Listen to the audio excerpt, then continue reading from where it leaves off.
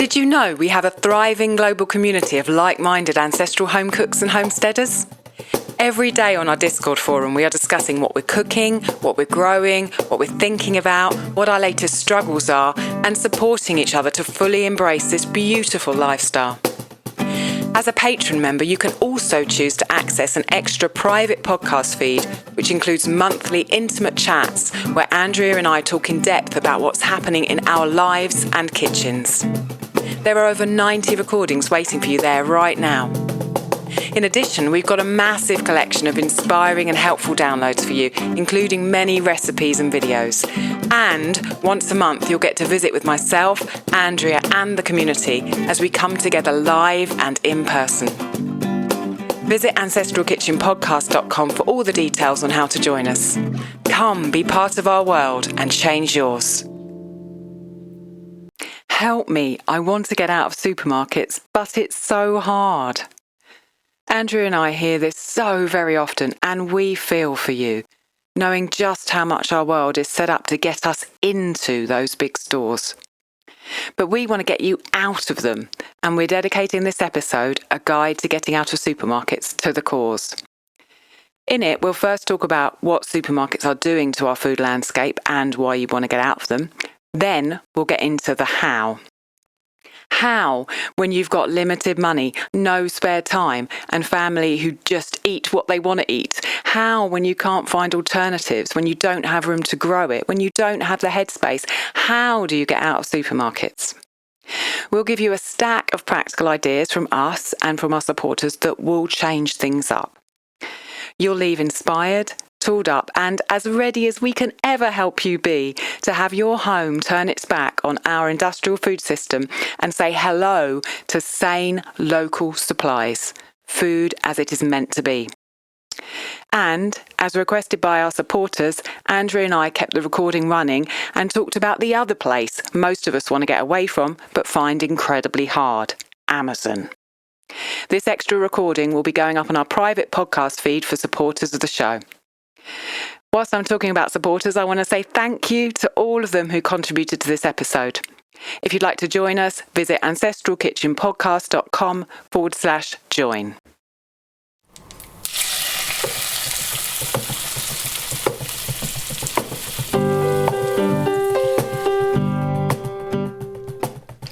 Welcome to the Ancestral Kitchen Podcast. I'm Alison, a European town dweller living in England.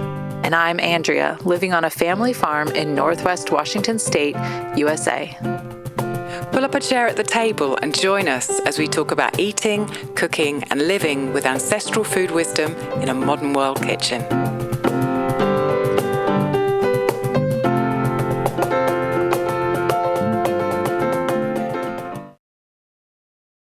Hello, Andrea. Hello, Alison. How are you? I am actually quite well. And how are you? Good. Yeah, I'm good, and I'm really excited to get our teeth into this subject again. So I'm ready to go. I'm all fired up and ready to go. Okay. Well, speaking of getting your teeth in, before you jump too quick, what did you eat before we started to give you the strength for this? We had leftovers that were cooked yesterday. My favourite. Pork mince, ground pork, in your case, with onion and pepper and some chopped up Brussels sprouts and some cabbage. Ooh. And a lot of sage. Oh. Rob's been really missing sage. So he said, we haven't got any sage. Get some sage. So I got some sage and he went a bit bonkers with the sage. Right, good. So it was really sagey. So just leftovers with that today. Plus we put some rice and a few extra vegetables, some little kale things, like the sort of the sprigs of kale that grow when kale stop growing, the little mini kind of kale. They call them kaleettes, which sounds good, doesn't it? Wow. And rice in the Instapot. So we had the pork with all the veggies in, and then rice with lots of extra veggies on the side. Mm. How about you? I didn't know those things had a name. No, not at all. I think they made it up. They're like, let's see, how can we sell this? I know. Yeah. Well, Rob will be pleased and not surprised at all to know that yesterday I made tapioca pudding for everyone for breakfast, and I used 18 eggs. How many? Oh my gosh. We are having probably some of the listeners know, but not many of them. We're having a UK meetup of patrons. Yeah. And we had a call earlier on today to talk about plans for it. And there were several people who commented on how many eggs you eat. This will add to the mythology. Yeah, there we go. They're like, listen, Allison, isn't true. Oh my gosh. Well, there was 18 eggs. Do it every day. Every day. There was a gallon and a quart of milk plus a pint of cream. And there was maple syrup and honey. Sounds nice. And vanilla and 3 cups of tapioca balls. Okay. I was going to ask, did you put any spices? Vanilla's just the vanilla. Smooth. That's a smooth choice. I happened to have I have not had tapioca since I went to first school, I don't think. Whoa. And I used to love the little balls in there, but I've not eaten it since then. Maybe I should try and look and see if I can get some around here. Yeah. Well, the hard part is finding good tapioca balls because a lot of them are just trash. So, and there's a seller in the US that was selling them way back when I first got married that doesn't sell them anymore. So then it took me several years before I found a place again. Now I'm getting them from Azure, but there's also Bob's Red Mill sells some really good ones for people in the US. Okay. So yeah, but they're delicious. So I made that yesterday, big pot, and there was only one little container left by the end of the day. So I ate a little bowl of that for breakfast today. It's quite filling with all those egg yolks and very golden and eggy. And Leah is here, who's a podcast listener, and she lives in Alaska, and she's here with her 3 little kids. So we were eating it together, and her son, who's 3, was crumbling his sausage into the tapioca. So if you need a different experience, then you could put sausage in there. Actually, looked pretty good. Not gonna lie, it looked pretty good. It sounds like one of Gabriel's combinations. He does like banana and miso on the rare occasions I let him at a banana. So sausage and vanilla is with it too. Well, maybe it's just a boy thing.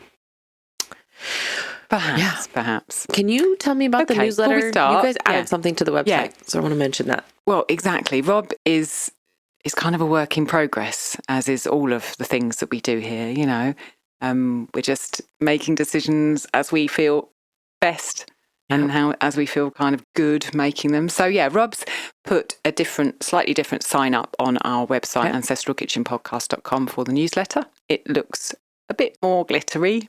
And that is in progress. We are going to be sending out emails semi-regularly, not like in your inbox all the time, but we've got, the 2 of us have got some great ideas for the content that we're going to put in that will help you, inspire you, and move you forward. So if you would like to hear from us, stay in touch with us and hear more of what we're up to, then do go to our website, ancestralkitchenpodcast.com, and pop your name and email address up on there's a box in the top of every page. So you can find it however you get to us, and you can listen to some episodes while you're there too. And we won't spam you because we can't. We don't have time. No. We have to go and write them by hand, and we're like, when shall we be doing this? Yeah. So we will not be spamming you. Exactly. Well, Allison, this is going to be such an awesome episode, and I actually just got a message from a podcast listener the other day. She was Voxering me. Shout out to Adia. And she said, why get out of supermarkets? And I said, funny you should ask, because we're about to record a new episode on it. She went back and listened to episode 9, which is way back in the beginning of our saga on here. And she said, wow, that episode was really, really good and super helpful. And I can't wait for the next one. So this topic, Allison is actually following up on that previous episode. Yeah. So why are we talking about it again? Why? Well, I think the main thing is because it's so important for us to engage in local, sane food supplies, not in mass market media, just for money food supplies. So it's really, really important. And so I keep want to banging on about it. But I think it came up again for me recently because listeners will know I moved back from Italy to the UK last summer. And when we landed in the UK, I had to use supermarkets. And oh my gosh, that was a shock. And that was horrible. And you'll hear more about that a little bit later. But that just made me think, this is so wrong. We've got to do another episode on it. Mm-hmm. And I think you used them as well during when you were postpartum, Andrew. Is that right? Yeah, and it wasn't as painful for me because I didn't actually have to go in, because I would place the order and somebody, my sister or somebody in town would pick it up. But it still didn't. I felt that the food was beyond lackluster. And it startled me because I kind of forgot. So I also think, supermarkets are huge monsters. And as individuals, it can often seem very difficult for us to fight against huge monsters. But any small thing we can do, both of us and everyone really who's engaged in the mission that we have here, is really important, and we want to do it. So that's another reason why we're doing another episode. And lastly, because people have been asking for it, when we talk to supporters on the Discord forum that we have, they are actively trying to get out of supermarkets further every single day. And any support that we can give, our supporters and everyone who's listening to make a change, even if it's just a small percent, is worth it. So to try and get as much information as possible for this episode, I put a survey out to our supporters, and I just wanted to start by thanking everyone who responded to that survey. Actually take the time to answer my questions and tell me where they're at and tell me what their problems are. And to everyone who's talked about this on our Discord forum, it's been so useful for me to bring it all together in this episode. What we're going to talk about, Andrea, is why you'd want to get out of supermarkets. Okay. The things that can stop us and how to work on those things. Okay. And then we are going to talk solid, practical ways that you can get out of supermarkets. We'll talk about how both of us, Andrea, you as a small farm owner and mother of 4, and me as part of a marriage with Rob where we're 2 small business owners who just prioritise our creativity, and both of us are homeschooling, how we do it practically. We'll talk about something else that we're asked a lot about. How do you approach farmers? And how do you not feel awkward asking them about how they feed their animals, how their animals live? And also, lots of people have asked about getting away from Amazon and also buying other things like clothes and electronics. And we wanted to talk about that too. The podcast supporters have a lot to share about shopping for other things other than groceries outside the big stores. When I did this plan for this episode, we couldn't get it all in. So at the end of the episode, there'll be an exclusive after show for our supporters where we'll talk about Amazon.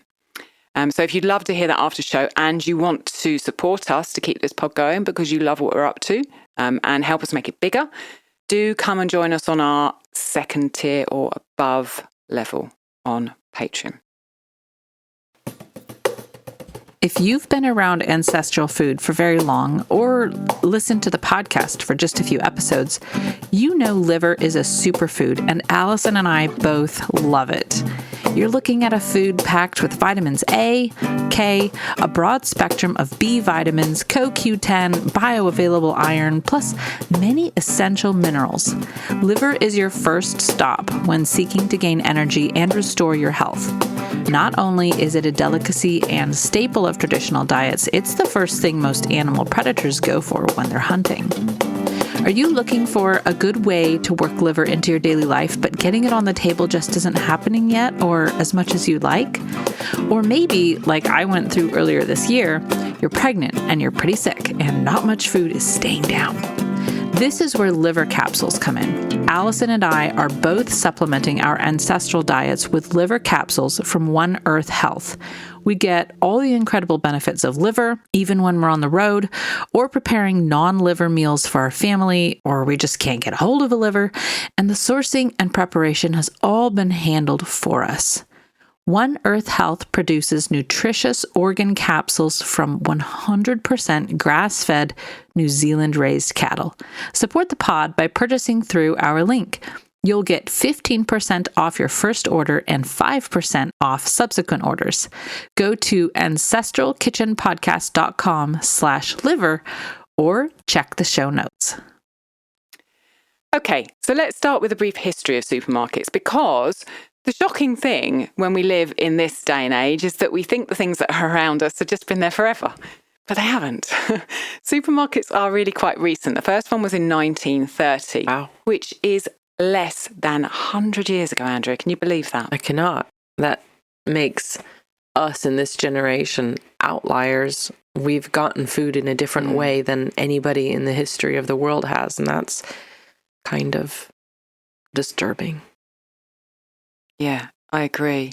And like I said, you know, we think it's just normal. I listened to a podcast, one of the kind of foodie podcasts, and there was an olive oil distributor on there called Elizabeth Berger, and she was talking about how she got her olive oil into people's homes. And she, talking about supermarkets, she said, it's how people shop. That's what we do in life. You know, with this kind of resigned tone that, well, you just have to do it this way. People don't question the supermarket. They don't think there's another way. But, like you just said, for basically the whole of history up to 100 years ago, there were no supermarkets. And so people have been doing it another way for most of our ancestors' life, you know, most of human life on Earth.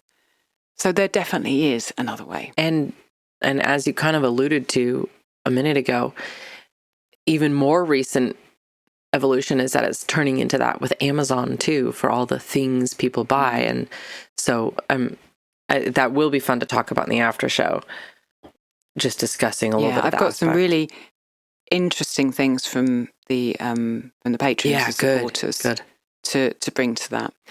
So I want to talk a little bit about why we need to move away from them. And as I said earlier, this is drawn from really my experience on returning to England. I had very little choice because I didn't have farmers. I just kind of landed in Rob's mum's house with Gabriel and Rob and all our stuff. And it was just horrible going to those supermarkets. Oh my gosh. I can run through some of the negatives, Andrew. Yeah, I was going to ask you, because you've kind of said one or two things when we would get on you would rant about, there's pears from Persia or something. So maybe tell me what things happen. You listen to my rants more often than the rest of the podcast listeners, which is nice. So the first thing I think is the choice. I was just bewildered by the choice walking into a supermarket, having not been in one for quite some time. Choice generally, to have that amount of choice in life, I do not think is a good thing.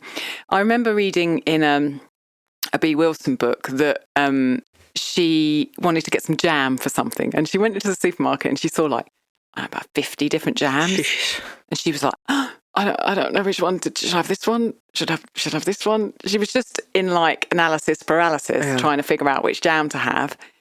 And she'd said, you know, if there were just like 6 jams, then I just would have felt a lot better about the whole situation, because I could have just said, I fancy blueberry, not raspberry. And that would have been the end of it. And when I read that quote, I thought, imagine if you made the jam yourself. Imagine how much more contented you'd be than having to make that choice, you know, that you just had a jam because you made it.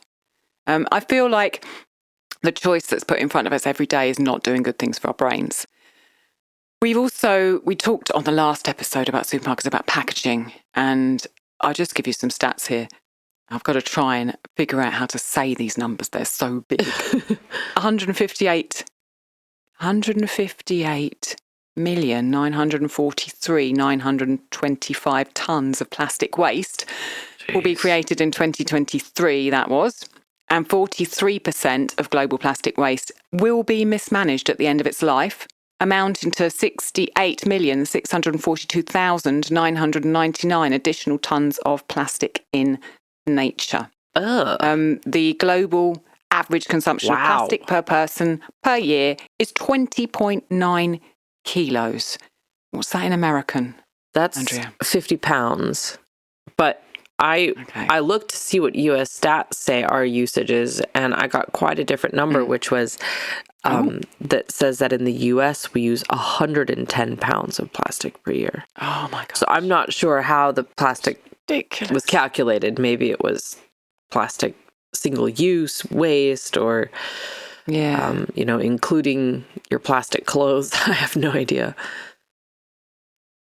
Yeah, that is just, those stats are astounding, and none of that plastic's degrading. All of it is ending up inside fish. Yeah, that's the depressing in our part. ocean, Remember that there's 330 no million Americans. So yeah, that's a lot of plastic.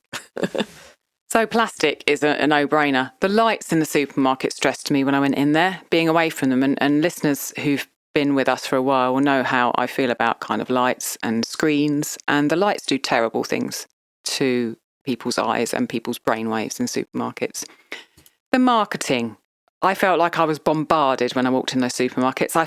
And I looked around at the people around me, and they look like kind of sheep. They're just pushing their trolleys around, and they're being led around this supermarket, and there's this sign here, this offer here. They're just being kind of magnetized, guided to exactly how the people who run the supermarkets want them to be. What do we want them to buy? And magically, the consumers end up buying it. So that is something that is not good for our society or our own kind of sanity, our own choice. The array of vegetables from other places, and that's what you were just talking about, me ranting about. I go into one of the ethical supermarkets in the UK, and there are beans from Morocco, which is miles away from here. Sweet corn from India. And I went to see my sister quite soon after we came back to the UK. And on the way back, we wanted a piece of fruit for the train journey. And I went into a supermarket and we wanted to buy an apple. And the two apple choices were apples from Chile, which is 7,400 miles from the UK, or apples from South Africa, which is 8,500 miles from the UK. And this when you live next door to Wales, which is like apple capital. This is in crazy. Summer. It wasn't like it was, the Hungry Gap and all the apples from the winter were gone. People still have apples in storage now. I'm still buying local apples at the market here now in January. And I think it was September. And that's just ridiculous. Gosh. So sourcing and pollution and all of the stuff that comes with that. The supermarket's power is something that we need to be aware of. 4 brands control 75% of the food purchased in the UK. We are marketed to. They make it look like we have choice. We do not have choice. And that choice is getting, the choice that we do have, if we have any, is getting narrower and narrower and narrower. And those brands have control over the markets, over the farmers, over the prices. And that is scary. Oh.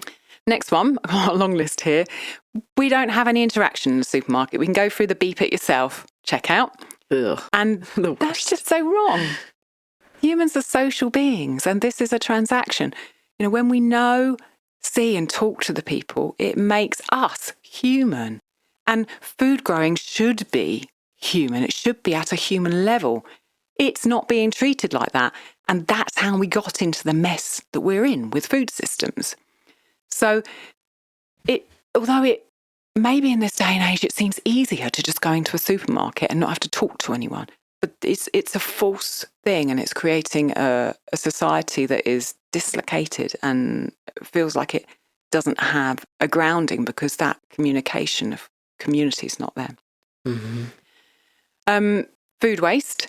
Supermarkets obviously generate lots of food waste themselves. Ellie, who is known for Ellie's Every Day over in Australia, who's the podcast friend, did work for some time for a supermarket redistributor. You know, there are companies that redistribute supermarket waste to the needy.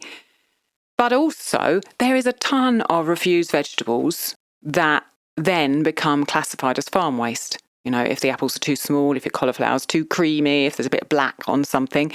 And the farms that grow those cannot sell those, so those just get wasted. Next one is just the supermarkets drive exploitation of farmers, of animals, and of our land. We don't often see that happening because we don't engage necessarily with the farmers who that's happening to. We don't live next door to the land where that's happening to. But if we buy from supermarkets, we are condoning the exploitation that they create. For example, I heard a stat that half of the milk in UK supermarkets comes from cows that never go outside. What? That is horrible. It's just, and I don't think people shopping in supermarkets buying milk realise that half of the milk is from cows that never go outside. And if they went and actually saw that cow never going outside, they never buy that milk differently. Again. If you saw those cows' udders, just as someone who's spent a little time around cows, there's not something very appealing about drinking from those udders versus the nice, clean udders of a cow in a small herd on grass. And that is another thing, the herd sizes. Sir Patrick Holden, who I interviewed a few episodes back last year, I think, he's a dairy. He runs an organic dairy farm in Wales. And he said when herds number 500 or more, with some of them being thousands of cows, the consequences of this industrial scale are inevitable. Increased pollution, welfare issues, and a whole range of negative social impacts in rural communities, all with stories that supermarkets wouldn't want to know about. And when we go there and we buy that stuff, we are supporting that to continue to happen and continue to grow.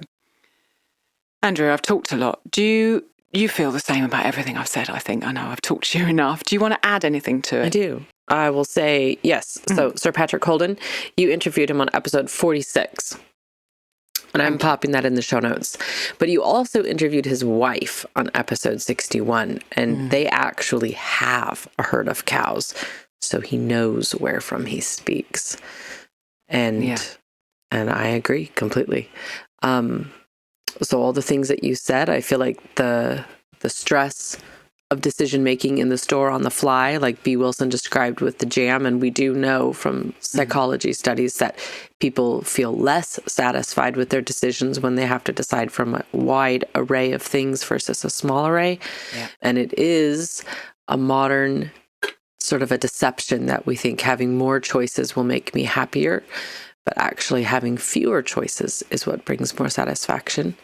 I feel like the impulse buys that happen in the store, it's less of a problem now that I don't like anything that's there, but it certainly can blow your budget if you're in there and you see something on the end cap made to sell to you and you add it to your cart and buy it. The feeling of, well, I'm here in the store, so I guess I'll get this because I'm here now. Yeah. And then those beeping machines and the glaring lights and all those zillions of products on the shelves. I looked online and Walmart carries an average of 100,000 products. It's a lot of decisions, but it's basically a stimulation nightmare going in there, and you're usually walking on concrete and there's just a lot of other stressed out people around you, which doesn't help. And then for anybody who's somewhat conscious of what they're buying and starting to, become eyes wide open, then you're reading packages and trying to read between the lines to see how they're trying to trick you and lie to you now.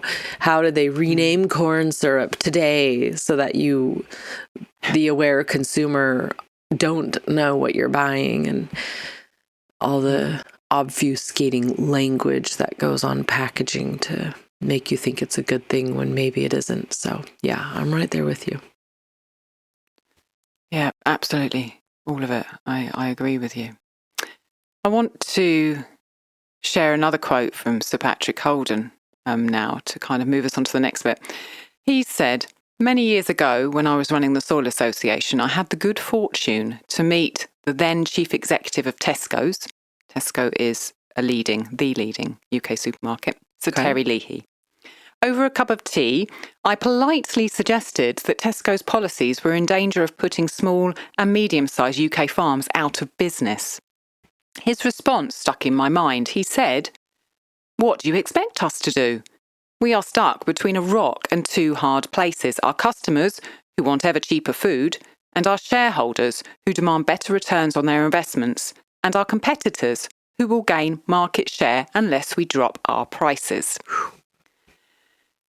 I just think that's an amazing thing for the CEO of Tesco's to say. And I want to ask, who decided that all of what I've just described is what we want for our land, our animals, and our farmers? Because this, everything we just talked about, is not food. Another B. Wilson quote that I read two of her books this summer. She said, "Food is only food when a human says it is, and that human is you." That, I think, is so powerful because she's right. Who decided that this was food? We're humans, and we know what food is. Our bodies know what food is, really. And each of us has the ability to say, "That's not food. I'm not going in there. That's not food." Even if it's a banana or an apple, the way that it's been sourced, the way that it's been bought, the way that it's marketed, and everything else that's in that building, that's not food. And that's why we're doing another episode. Yes. Well, it's food that, so it's things that were inhumanely treated, and you're inhumanely treated in order to get it. And you have to behave a bit like a machine, and the marketers calculate you like you're a machine, and humanity doesn't come into it. And I think that's what's so disturbing about it all. Yeah. Slightly further on in that article, that Patrick Holden, I shared the quote from, he said that the same Tesco CEO said supermarkets are like Pavlov's dog. Whoa. They're just doing what the customer demands. And, aside from the fact that, he's doing that job and he could choose not to do that job and do something else, he's pushing away responsibility from himself, saying, "Oh, it's not my fault. It's the customer's fault. It's the shareholder's fault. It's everyone else's fault." This is the main issue here, that we need to take personal responsibility. Everyone in the world does. The CEO of Tesco's isn't taking responsibility. The customers aren't taking responsibility. The day that I went to my sister and had that experience with the apples on the way home, she said to me, "The government needs to do something." Now, the customers aren't taking responsibility. The government listens to the industrial food lobby because they've got all the money. Yep. They listen to them all day. They're the people who donate to their parties and keep them going. And the governments say, "Oh, there's not customer demand." So we just go around in this ridiculous circle. And we need to just cut the circle up and say, look, every single person needs to take personal responsibility. And when you do, everything changes. Our experience, both of us, of shopping locally, of trying to find farmers, of doing our best to get out of supermarkets, it's so empowering. It connects you. It connects you with your food. It connects you with the land around you. It connects you with individuals. It connects you with your community. It connects you with the animals. It connects you with nature. Literally, changing how I buy my food has changed my life. It's changed my relationship with food immensely. And that's just full of joy. And I can't imagine a supermarket bringing joy to anyone. And yet all of these other things, when you do take responsibility, they bring you so much. Ali, who's a patron, said in the response to the survey that I put out, "You're likely to have a positive interaction with another happy human." And there's such a deficiency of that in our world today. That is so true. Totally. So true. And then Kirsten, who lives in Canada, She said, I'm excited by how much I've learned this year since joining the Ancestral Kitchen community. Once you discover that there are alternatives, you do not want to go back. It's so exciting and makes food and shopping so much more meaningful. Completely. Okay, let's go to an ad break. Hey, you washing the dishes. Been there. You've heard Allison and I talk over and over about her love of rye sourdough bread. Well, I might actually call it an obsession, but that's neither here nor there. Now you can make Allison's rye sourdough in your own kitchen with her as your teacher. And she's a really good teacher. Rye is economical, it's delicious, and full of nutrients and low in gluten. There's a reason why it has been a darling of bread bakers for centuries.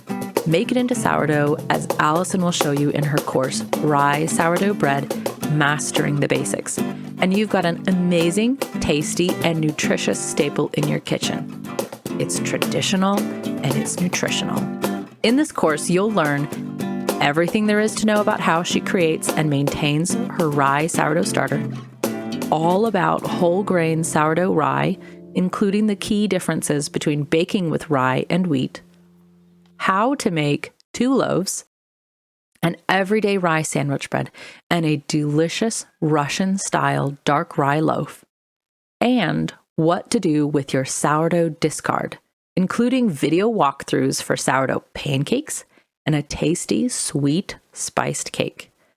Head to www.ancestralkitchen.com/rye. Okay, so having talked about all the reasons why we want to get out of supermarkets, let's talk about what needs to shift in us in order to enable that transition.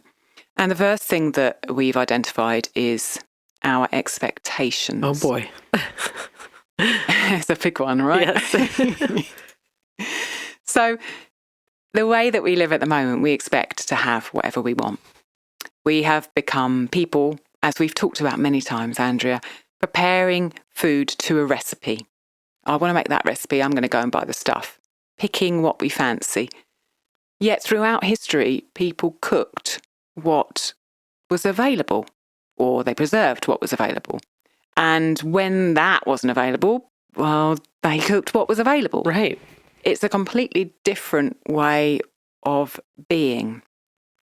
I've got another quote here, which is, again, B. Wilson. She says, magical as it is, I've come to feel entitled to this abundance. On the rare occasions that I arrive at one of these shops and the one specific thing I was expecting to buy has run out, no parmesan left on a Sunday night, outrageous. I feel a mild consternation because my expectation to eat exactly what I want at the precise moment I want to eat it has been scuppered. I think that describes that so well. Yep. And I mean, I feel that I grew up like that, and until I started changing the way I ate, that's what I wanted. You know, I went into the supermarket, and if what I planned to eat wasn't there, I'd be grumpy. And it requires us to let go of those expectations, understand those expectations have been placed on us by the society that we live in, and all of our ancestors didn't have that. No. They cooked what was around. I love what Jess said, one of our podcast supporters. Yeah. She said, I usually just cook what I find. Ha!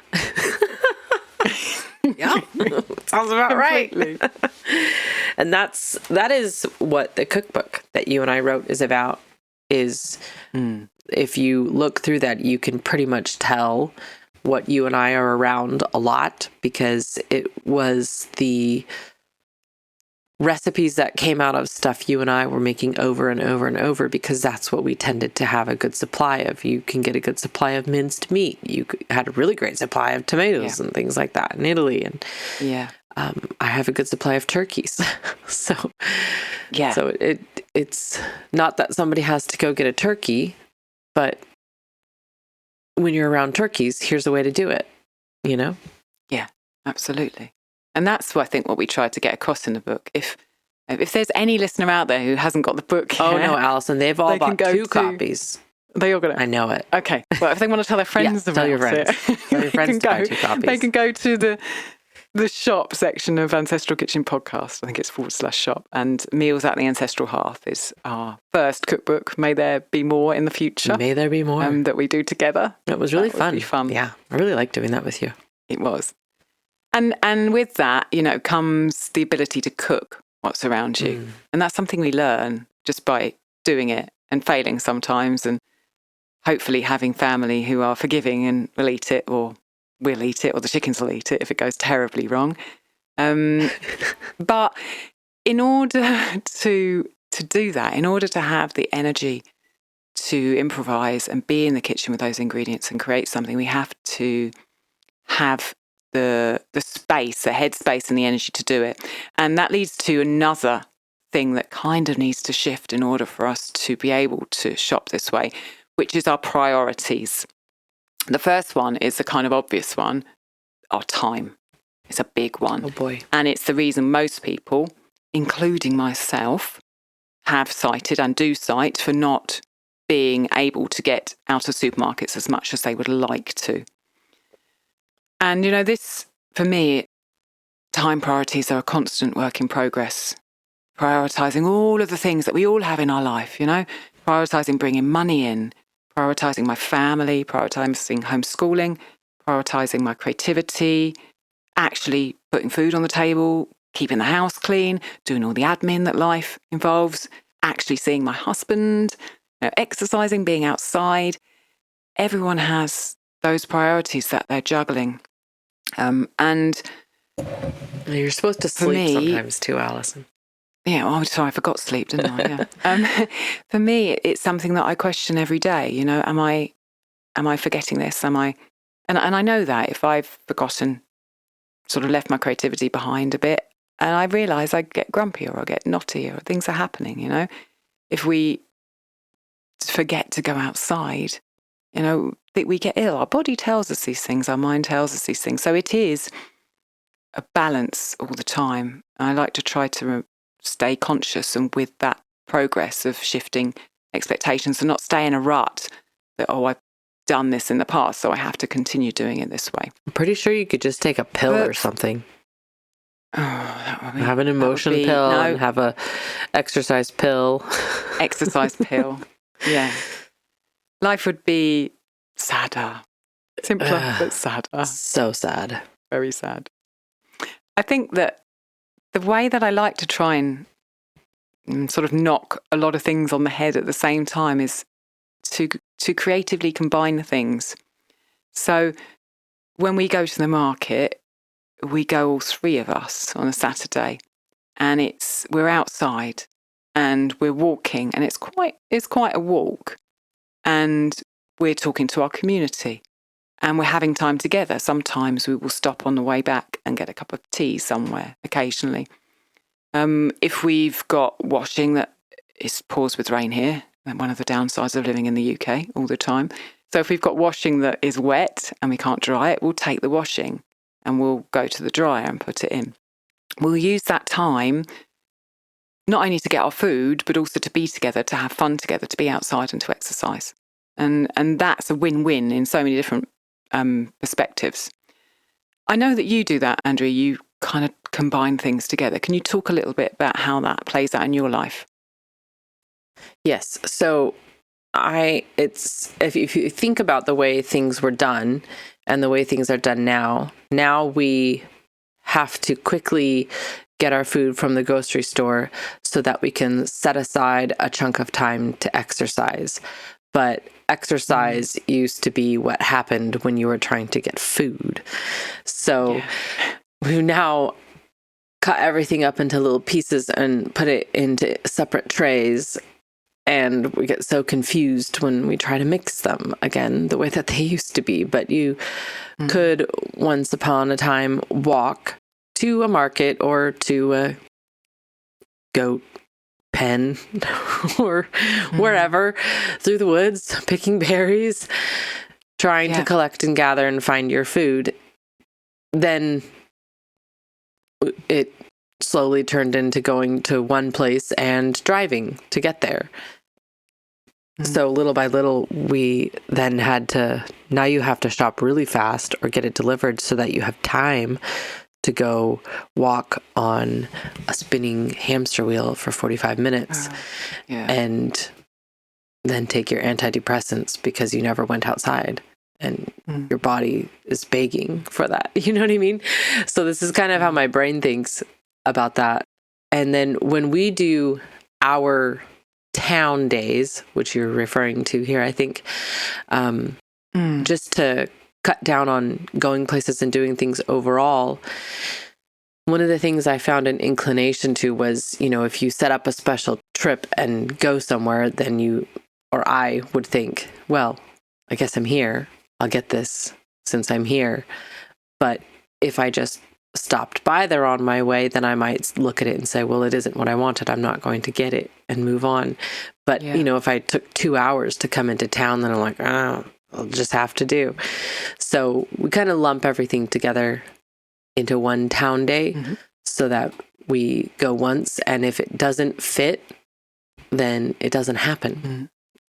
And by fit, I mean physically fit in the car for the long drive home, and also fit in the day, because it's a very limited and finite time that I have to do all those errands. So it does help a bit. When the baby was new, one of the errands was picking up groceries, and it was fine, I think, because it didn't feel as bad as it could have, because I knew it was a short-term thing.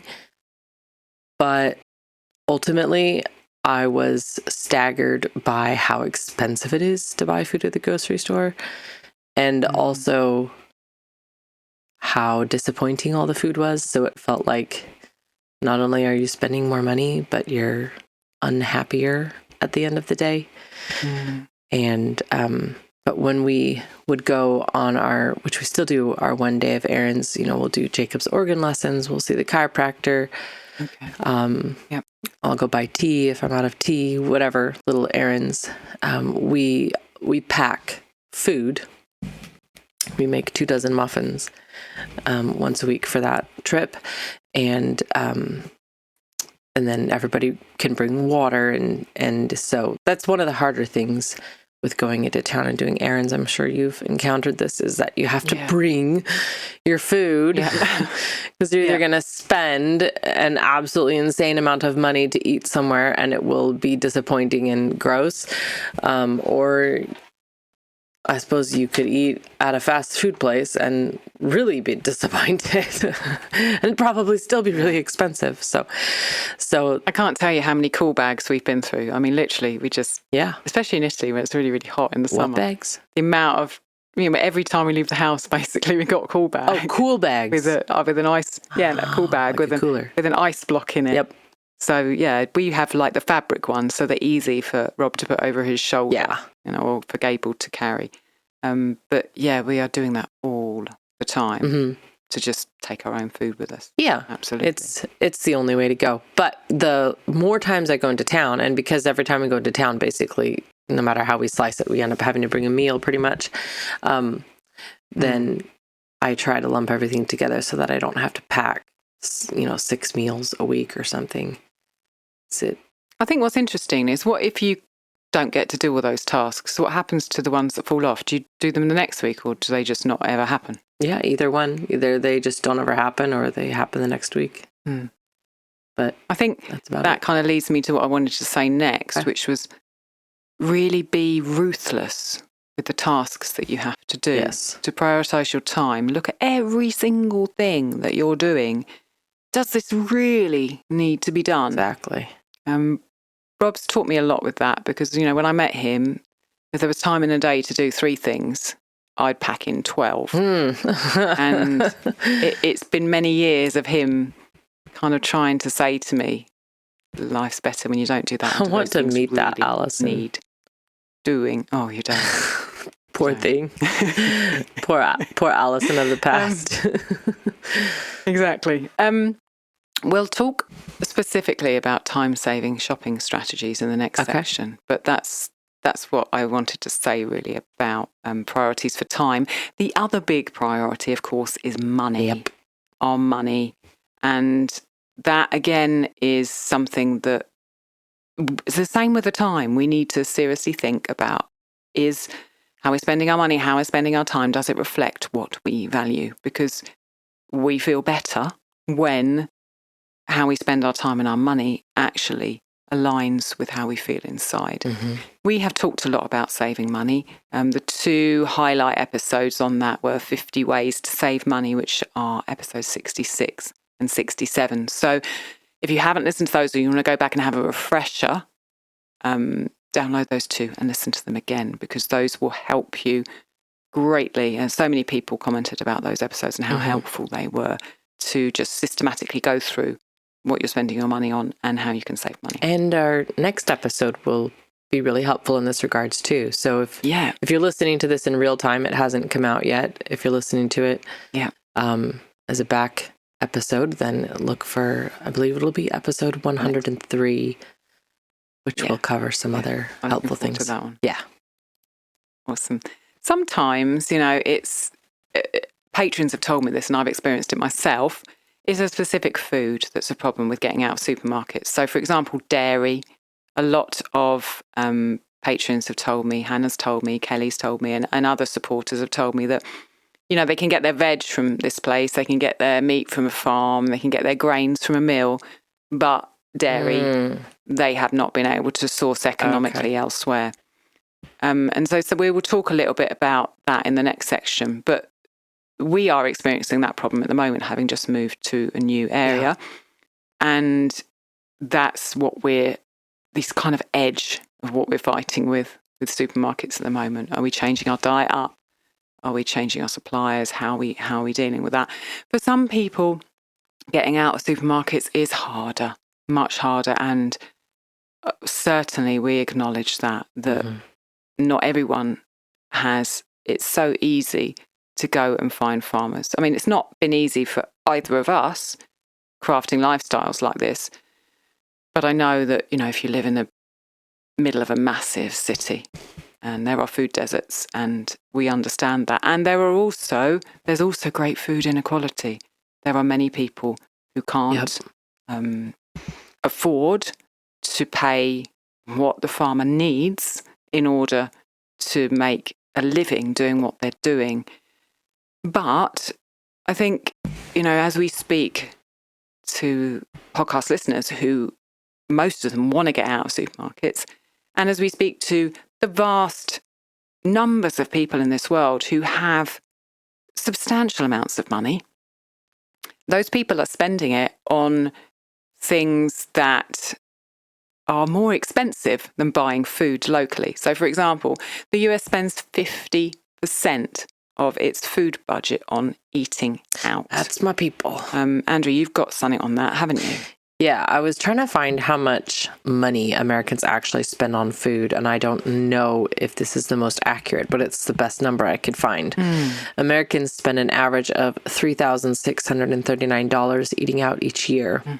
The average American household spends half of that on eating out, which is... Gosh. Yeah, so then when I look at that and I think, well... my household is bigger, so I definitely exceed that. But I'm astounded when I look at that figure, because I divide that by 12 and I think about how much money that is a month. And I'm thinking, people spend that just on eating out? Well, a lot of people, Gary told me a lot of people, I pack his lunch every day when I make dinner. And I pack Gary's lunch, and then I serve dinner. So his lunch is packed before we even eat. And he said most people just buy food for lunch. So think about that. That'll trickle away at your budget real quick. Yeah, I mean, completely. And so we acknowledge that it's not easy for everyone. No. Not everyone has the budget, but we also see figures like that and think, there is enough leeway in this system to make a huge difference. Oh my gosh, if you used a quarter of that money to buy a butchered cow, and then you used like $800 out of that for a fat CSA, Yeah. Okay, there you got meat and veg handled. Now you're going to drop $1,000 order in Azure and get a bunch of grains. Okay, now you've got your grains covered, and then you can get sweeteners while you're at it. You can get maybe a bucket of honey or something. I mean, it's just nothing. Yeah, but we're not taught that. No we're not taught that, and we're taught that we can't, and that we're, we're too dumb. We can't figure it out. Yeah. Which is very insulting. Well, we're just marketed to, so we think there's no other choice. We think there's no other way. That's how people do it these days, isn't it? They go to supermarkets. Yeah. I mean, it's how I did it. Despite all of forever. Yeah, exactly. That's how I used to do it as well for a very long time. Despite all those things, and there's also, I mean, Katie, who's a patron in Germany, has said that, the government there is very strict on what is available and what you can buy. So there's that as well. But I think we know that there is always something you could do. So I want to talk about that in the next section. Do you love oats? Want to try your hand at a traditional Scottish oat fermentation? Suans is just that. It was made in Scotland for centuries and will give you both a creamy, easy to digest porridge and a tangy probiotic drink. My video course, Suans, the Scottish Oat Ferment, over at the Fermentation School, will guide you through everything you need to know to create these two ancestral foods in your own kitchen, no matter what equipment you have. Head to ancestralkitchen.com/Suans, ancestralkitchen.com/Suans, SOWANS, or click the link in the show notes to get a 10% discount automatically applied.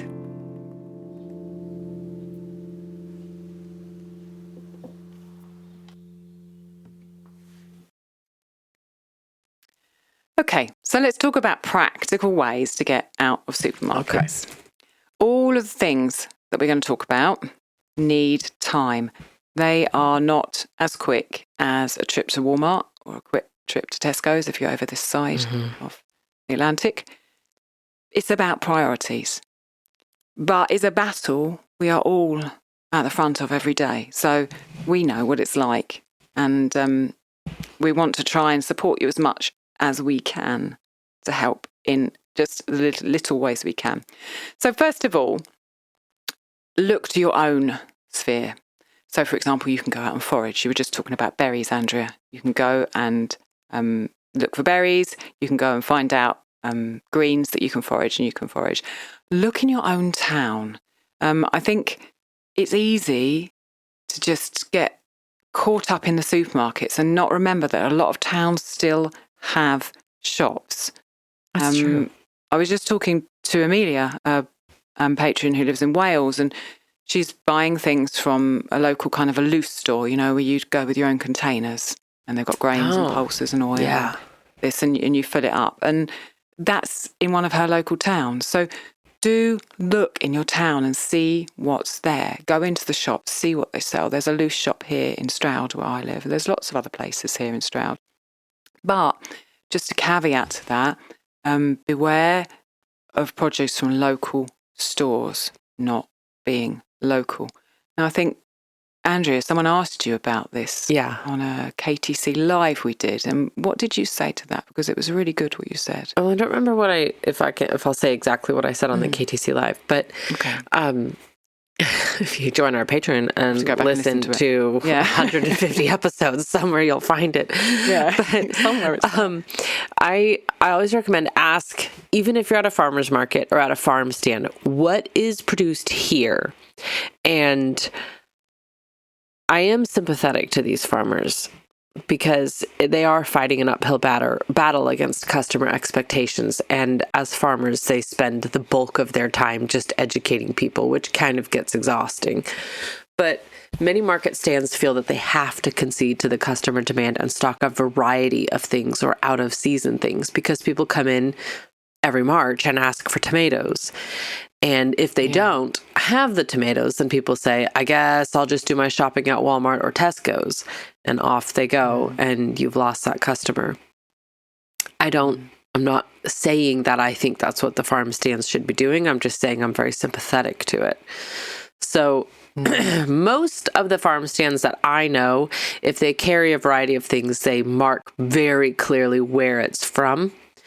I remember a market in Virginia where I was shocked to find tomatoes early in the year. And I said, wow, you have tomatoes here? I think it was April. And she said, oh, I don't know. I think they're like from Chile or something. I was like, what? Yeah. But she didn't even know. So, of course, I didn't buy those, but she felt like she had to stock it because people wanted it. So I know our audience is totally based, and our audience eats very differently than this average person. So I know you guys are doing everything that you can to find out where your food comes from and what's actually local and what's available in your area. But do ask, just, you could ask, hey, is this all stuff you guys grew, or do you buy some of it in? And don't sneer at them if they say that they bought some of it. Just say, oh, great, I would love to buy the things you grow because I really want to support the local growers, and they'll be happy to sell to you. So, yeah, just do ask. Oh, thank you. Yeah, asking and talking. That's the next thing I had down to say. Talk to people. Talk to the people at the farm stands and the shops, but also talk to people who live around you. If you're seeing them buying things, or you go to someone to eat with at their home, talk to them about where they're buying stuff from. Yeah. Because word of mouth, as you've experienced so many times, you talk to one person about milk and then you find out about something to do with raw milk, and then there's another farmer and there's another farmer. Talk to people. Buying groups are really useful. In several places where we've lived, there have been existing buying groups. If there's not a buying group, think about making one. If you know one other person who is interested in getting something ethically, locally, then talk to them about the possibilities. Well, why don't we do this together and buy more and get it for cheaper, and then find some other people? You'll find if you talk to people about it, people will be magnetized to you. And this is people who are interested. This doesn't have to be a fancy thing. My neighbor, who lives farther down the gravel road than I do, she'll text me every once in a while and say, hey, I'm going to the farmer's market on Saturday, because she knows I'm probably not going to be able to drive out. And she'll say, here's the list of everything our farmer has, because she has her favorite farmers. And she says, if you want me to pick you up anything. And so I'll go stick cash in an envelope down by the gate or something, and she'll pick it up on her way out. And then she'll come back and she'll leave the box of food by the gate. Nice. And then the other day she messaged me and said, hey, a friend of mine, there's a good friends of ours and hers that has a farm. And so she says, hey, I'm going to go pick up some big boxes of potatoes and cabbages and celery root, things like that. And do you want anything? And so I just say, yeah. And then she'll just buy big bins, and then she kind of mixes it up and divides it for both of us. So we both get kind of a mix. So it's not real official or formal, but it's getting food in both of our homes, and it's from people we know, and it's from people around here. And then there's only one car has to drive out the road, and just everything about it is good. And it's easy for that farmer because he's got one transaction to handle.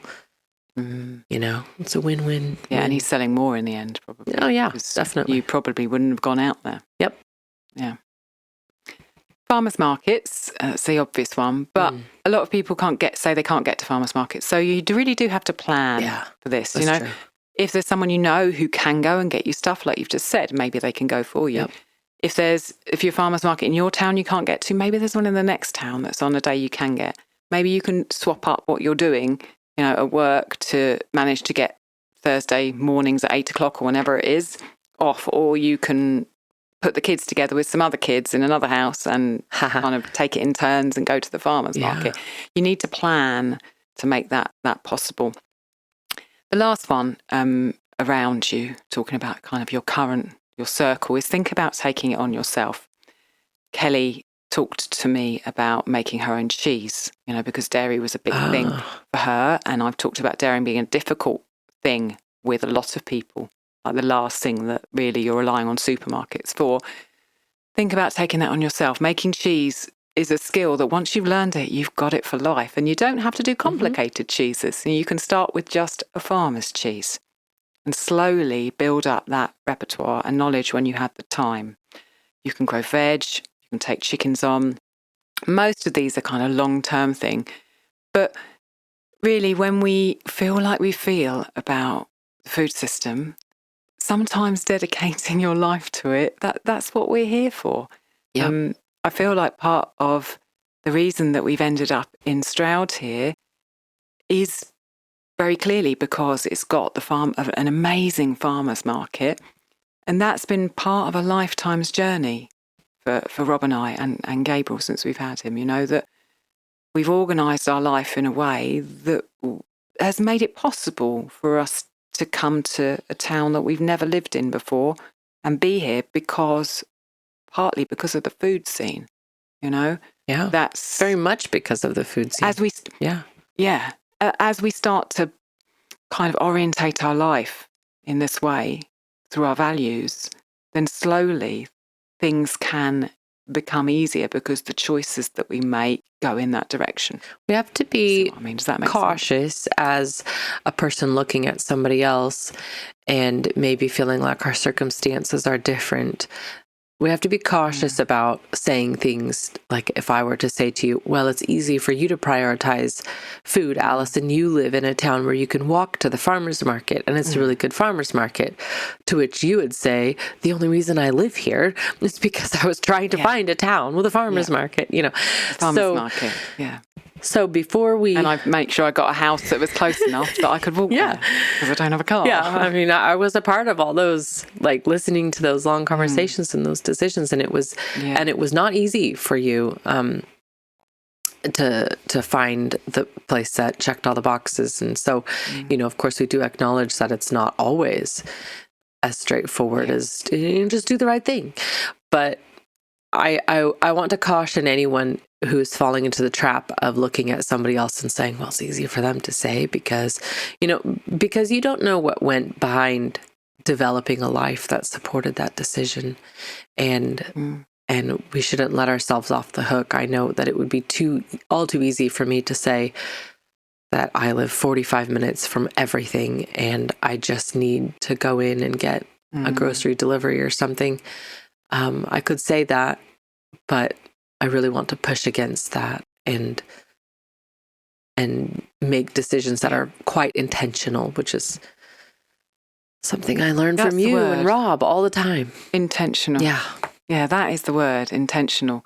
And they may not produce the results that you're intending straight away. They might not even produce the results for years and years and years. It takes years. People certainly asked us in that fantastic episode where we answered all the questions, the Grill Me Like a Cheese Sandwich one.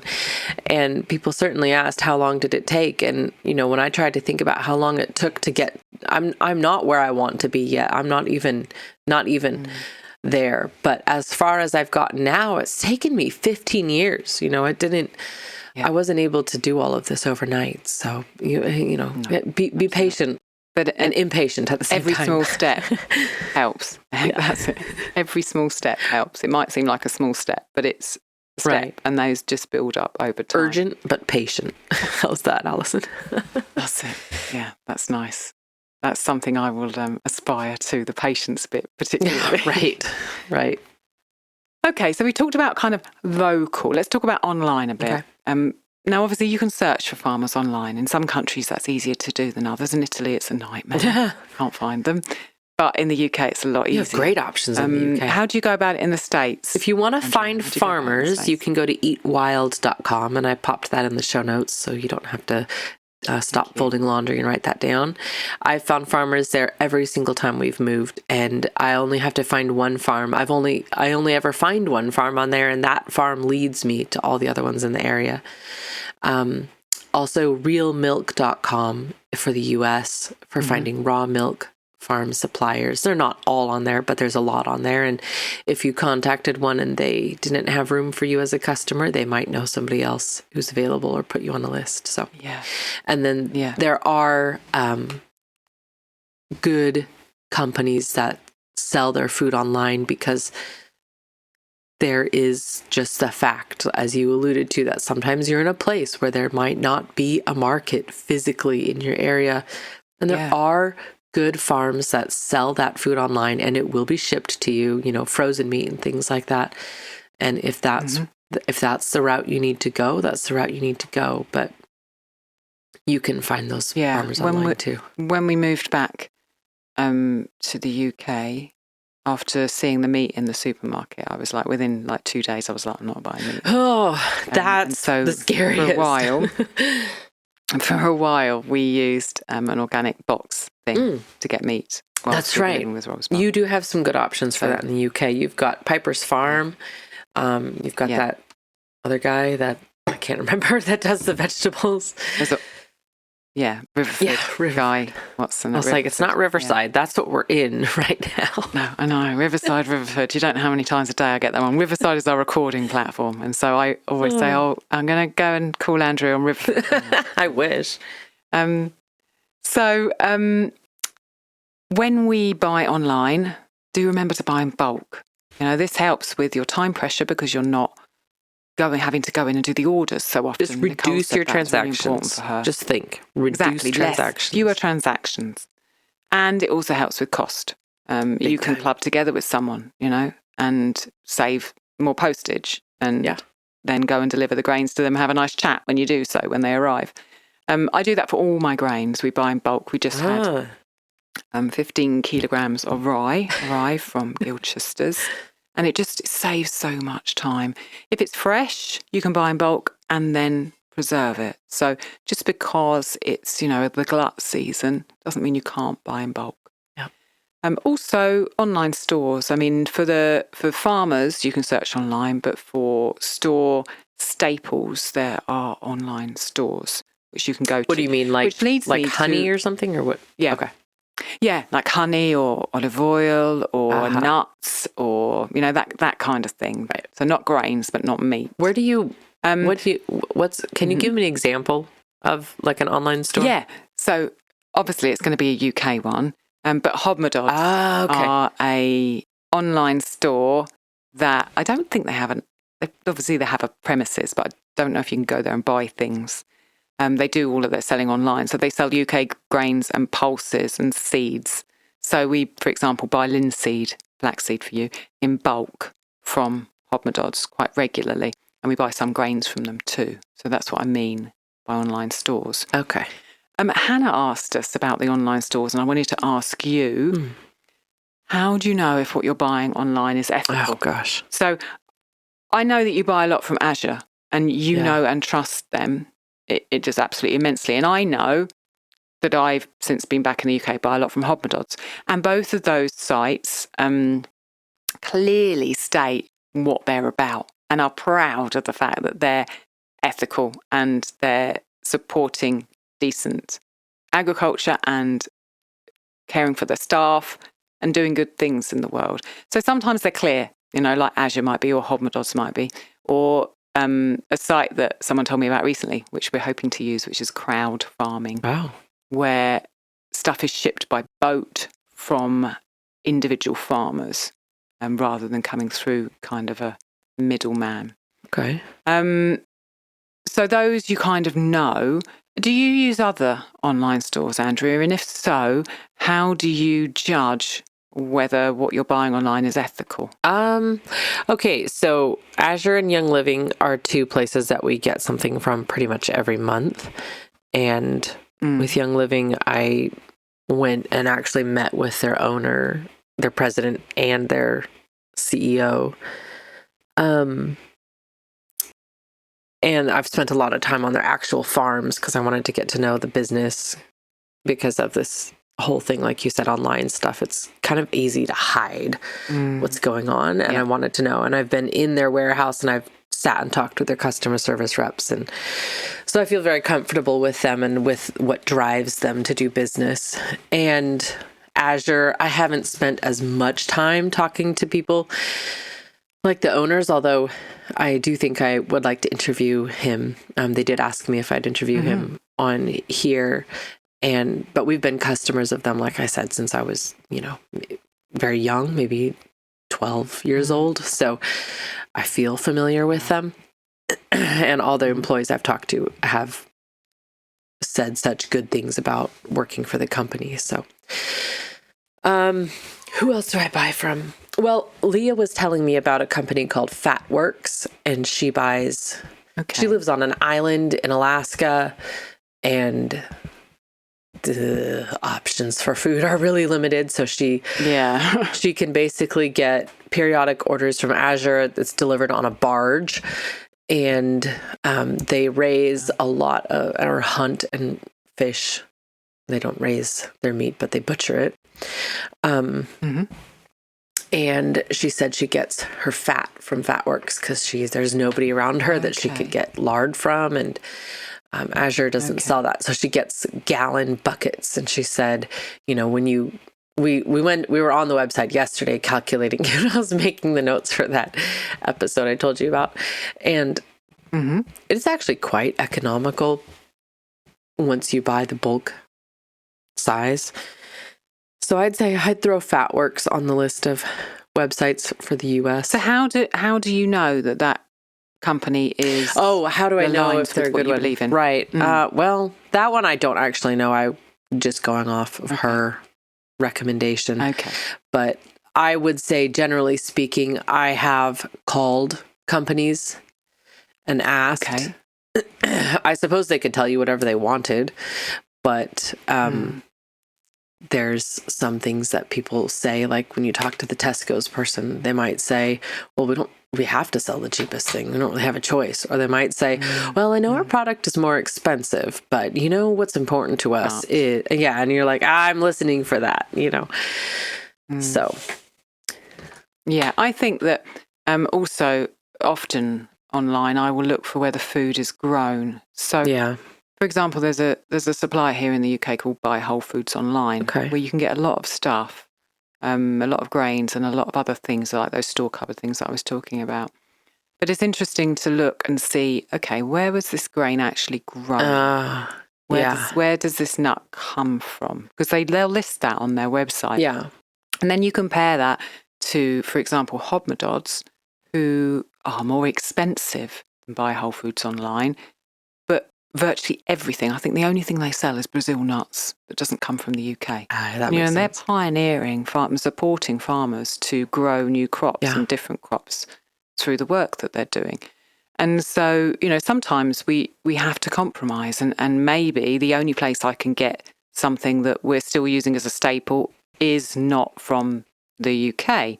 But millet. You can go on the sites. And exactly, millet. You can go on the sites and you can see, where does it come from? Yeah. You can read the mission of the company. You can, like you said, you can phone the company as well. Yeah, that is something with Azure and Young Living that I looked for specifically. Every product you can look and see where it came from and where it was grown. Yeah. And that was one of the choices that helped me decide on Young Living as a company, because out of, I think, maybe 30 different oil companies that we've talked to, they're the only one that could actually tell you where each plant was grown, because everybody else was buying their, leaves and things through brokers. So it could be from a variety of places. And then what Azure does is each product on their website, you can read where it is, where it's grown, how it's grown, and who the specific producer was, because Azure doesn't produce all their products. They mostly just distribute. Okay. And I have a number of friends who have said, I had a question about such and so product, so I just called Montana Milling, instead of Azure. They called the company that produced it and asked them, hey, do you spray this in the fields, or whatever their questions were. Yeah. So it's helpful, because if you go to like Tesco's or Walmart, you'll see a box with a package and it doesn't really say where it came from, because it could have been one of 50 grain field growers in the US, and who knows which one it was. So there's no way to know exactly where it came But it'll from. probably have a cute picture of some things on grass growing, like so a rustic font, so that you small farm. think you're living in the 1800s or something. Exactly, something farm series, Anyway, but that's another whole episode about farm washing, isn't it? Really, washing. Oh my gosh, so, I have not heard that term. So, yes. So we talked about Azure. I talked about hobmadods in the UK, crowd farming. Certainly you can use in the UK if you want to get things like olive oil they sell, and it comes directly from the producer. Kelly, a supporter, told me about Thrive Market. I've not used them, but she does. Okay. My grains are coming a lot from Gilchester's in the UK. Suma is a company that's has buying groups in the UK. And then Amelia told us about Ethical Superstore, which I think is a bit wider. Oh. But those are companies that we know of or we've used. Okay, I'm putting all that in the show notes. Online. Thank you. Because then people can review it. There's another question that I've got for you, which is, if you're doing it in real life, with real people, not online, how do you approach a farmer regarding animals? You talked a little bit about, asking, are you growing this yourself? But what about animals? And you want to know what a farmer feeds his animals or how he farms. How would you approach that? Because I know a lot of people who are listening are just, and I find it difficult to just go up to a farmer and say, excuse me, how do you feed your animals? Pardon me. I don't know if I want to buy from you. Yeah. How would you approach that, Andrea? Well, there is a way to ask that doesn't sound really aggressive or judgmental, like you're a city person who just reads blogs and doesn't actually know anything about what's going on. So you could say to a farmer, hey, I am very interested. And if you're looking at their website, which a lot of farms have websites, they don't all, then you'll get some good clues there.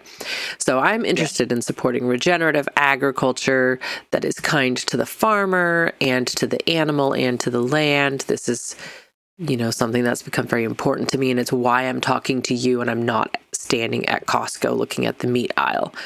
I'm also a realist, and I know we don't live in a perfect world, and it takes time to get these systems in place. So I was wondering if you could educate me about how you raise your animals and what you look for in a customer.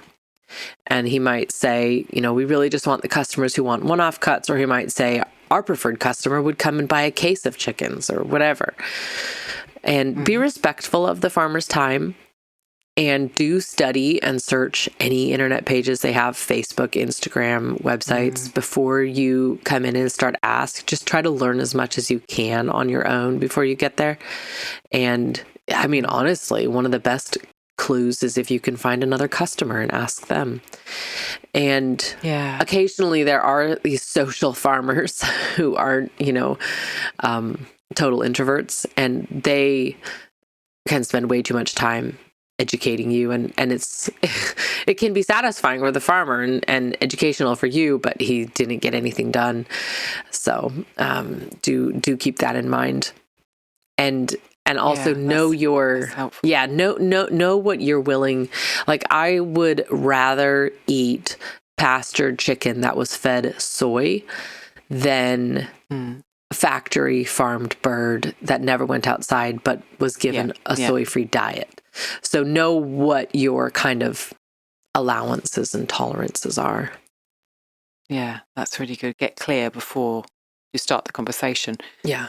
Going to the new market that I've been, learning. We had Flavio in Italy, and we talked to him and been to his farm. And we love you, Flavio. We built up that relationship. And now we don't. And so I'm starting to meet, new suppliers. And I think turning up at the same place week after week after week, so they get to know you, is a good start. Because, they don't know whether, certainly in Stroud, whether you're just someone who's come to a market once every 6 months to get something. Touristy. But if you turn up every single week and buy something every single week, then slowly they're going to remember your face and they're going to know who you are. So there's going to be a sort of a barrier already gone. And then from there, slowly, I've been able to work things into conversations. I do, like you said, be respectful of their time. I do try to be aware of who's around me. So there's a massive queue, or like 4 people behind me. I'm not going to start talking to the farmer about how often his animals are outside, or whether they're outside every winter, or where they are. So I would try to choose my time, see, right, there's no one at that stall now. I'll go over now and talk. And then it's, for me, rather than just kind of asking loads of questions at the beginning, it's slowly getting to know them and sharing what I've been doing with their meat and how good it was. And this market that we're going to now, there are several meat farmers, and to start with, we were going to one particular one, and then there was another guy in the corner, and he hasn't got all the signs, and I didn't really know who he was. But then we went over there and had a chat with him, and he's certified organic. We've talked about certification and how it's so expensive to get. But I kind of felt at the beginning stages that, okay, this guy's certified organic, this other one isn't. Okay, let's try some of his meat and see. Uh-huh. And slowly we're building a relationship with him where I'm just learning a little bit more about his farm and his family every time we go. I had a sort of opposite example with eggs. There's a stall there that sells eggs, and I bought some eggs, and then I asked the lady, I said, "Oh, how many chickens have you got?" And she said 6,000. At which point I was like, "Oh." And she was a bit defensive when she said 6,000, and she obviously didn't want me. It felt like she didn't want me to ask that. Anyway, I didn't buy eggs there afterwards because I was in a bit of shock. I don't particularly want to buy eggs from someone who's got 6,000 chickens. So we've then been asking other farmers and other vegetable growers, "Oh, have you got chickens? We've got stalls there." No, because they might not have them on the counter. "Have you got chickens? And do you sell those eggs?" To try and find smaller people who've got like incidental chickens rather than 6,000 chickens. But it takes time, for sure, to do that. Okay, we're coming towards the end of this epic episode. A very important point that I want to stress. Do have less, do question what you're buying and question whether you need things, but don't kill yourself over this. We all want to be better, but if we push ourselves to be better beyond our sanity, that's not a good thing. This is a journey. We can invariably cope with less. In fact, as we've talked about with choices, it often makes our life simpler. I know when I was on GAPS, my life was simpler because I had a fewer choices. But we don't want to make ourselves miserable. This isn't a competition where restricting makes us holier. So think about some little strategies that might help for you. So, for example, I try to run out of things and then see what happens. It's on purpose. Okay, if they run out, I don't need to go onto the store and buy that. Or say, okay, I really like these 3 things regularly that are a bit of a luxury for me. So I'll buy those, but I won't buy all the other stuff that I perhaps might get in a supermarket that will keep me going, you know. So I really like cream, and I can get that from the market. So I'll have that every week because it feels like a luxury, and then I won't feel so bad about something else that I can get from somewhere else. Or, even if those luxuries have to come from a supermarket because that's going to keep you sane, that can help you work on some of your staple foods. Yeah, don't tie yourself into some kind of an emotional and spiritual knot for the sake because that doesn't help anyone. No, it'll backfire. I guarantee it will backfire. Absolutely. And you'll end up whiplashing and going back into, it'll be even harder to. It's like with losing weight, you ever think, oh, okay, when we were younger, let's just have 800 calories a day. And then 2 weeks later, you've got the tub of ice cream in front of you. There you go. Because you can't do changes like that. That's true. So, be kind to yourself in the journey. And be kind to other people who are at different places in the journey. Somebody, you might look at Allison and want to judge her because she's farther down the road where you want to be. Or you might look at somebody who has zero awareness of the supermarket problem and you might want to judge them, but you don't get to. You just don't get to. You have to tend your own garden and be a light. Be a light of the joy and the excitement of leaving the supermarket economy and make it attractive and interesting. That's the same for family. Yeah. So if your family aren't really on board as much as you are, be kind to them and try to be a light and try to use spare time that you might have to do something that will please them with something that you're happy with buying. Right. Your restriction could make you less holier if you used it as emotional firepower to aim at people. So do need to be a little aware of that. So you said at the top of this episode that our first Quitting Supermarkets episode was number 9. It is. So do go back and listen to that. Yep.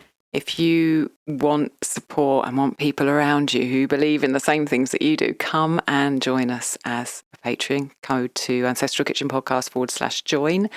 And Hannah, who's been a supporter for a long time, who's on Discord, shared something with me about supermarkets, really coincidentally, like 3 days before we recorded this episode. Thank you, Hannah. And I wanted to read it to kind of close the episode. She said, "Hey, Alison, I just wanted to share with you some news. I was going through our finances for 2024 and found that we went from spending 78% of our food dollars, euros, at the grocery stores down to 40% in 2024. Whoa! If you count what we are spending on chicken feed in that, then the grocery store proportion would be even lower. I re-listened to the Quitting Supermarkets episode to see how we could do even better in 2025. We've sort of knocked out all the easy stuff in 2024, proper planning, so we get veg and meat from the farmers, grain from a mill. Now it's the trickier stuff, like breaking my family's need for tropical fruit and getting our dairy situation sorted out. I want us to eat more beans and legumes this year too. I just wanted to share in numbers what an impact you've had on our family. And we've infected friends and family around us too. So the contagion is spreading." Wow. Isn't that nice to hear? That's amazing to see the numbers. Yeah. Makes me want to go in and do some calculating. maybe I can pull out our tax documents from 6 years ago or something and compare them. Yeah, it's amazing. Thank you for sharing that with us, Hannah. Okay, so we still want to talk about Amazon. We have so many things to say about Amazon and buying other things other than food, clothes and electrical stuff. So we're going to head over to the private podcast feed now. Come and join us if you want to. I will say goodbye to you here for the moment, Andrew. All right. Thank you very much.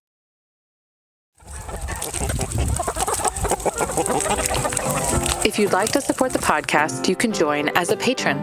Choose from various levels starting at $5. You can see what we offer at ancestralkitchenpodcast.com. While you're there, check out our favourite books, supplements and kitchenware, or give a one-time donation. Leave us a 5-star review on Apple Podcasts. And if you know someone who would love our show, tell them about us. You are helping to bring ancestral food wisdom into modern kitchens, changing the world one plate at a time.